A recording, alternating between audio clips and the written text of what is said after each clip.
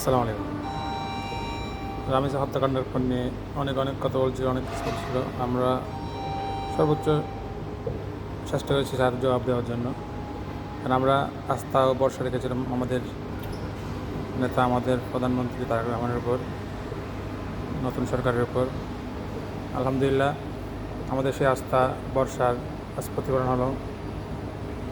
19শে মে হত্যাকাণ্ডের পর আজ 7 জুন, সর্বোচ্চ 17 দিনের মধ্যে তদন্ত রিপোর্ট সহ বিচার কার্যক্রম সহ সব কিছু মিলিয়ে 17 দিনের মধ্যে আলহামদুলিল্লাহ বিচার কাজ সম্পন্ন হয়েছে।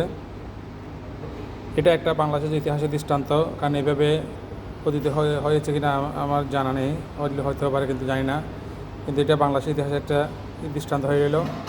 এটার মাধ্যমে সকল দর্শকদের, সকল রিপ্রেজেন্টকারীদের, সকল অন্যায়কারীদের জন্য একটা মেসেজ, বার্তা, আপনারাও সাবধান হয়ে যান।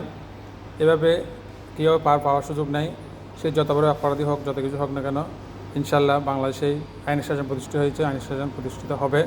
আইনের শাসনের মাধ্যমে বাংলাদেশ তার গণতান্ত্রিক যাত্রা চলমান থাকবে। আপনারা সবাই এভাবেই সবাই সোচ্চার থাকবেন, যাতে অন্যায়ের বিরুদ্ধে সবাই প্রতিবাদ মুখ হয়ে ওঠে।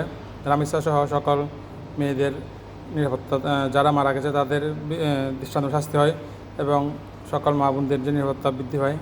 সবাইকে ধন্যবাদ। আমাদের সরকার তার কথা রেখেছে, সবার আগে বাংলাদেশ তার বাস্তবায়ন হয়েছে। ধন্যবাদ মাননীয় প্রধানমন্ত্রী তারেক রহমান সহ সকল নেতৃবৃন্দকে। আসসালামু আলাইকুম।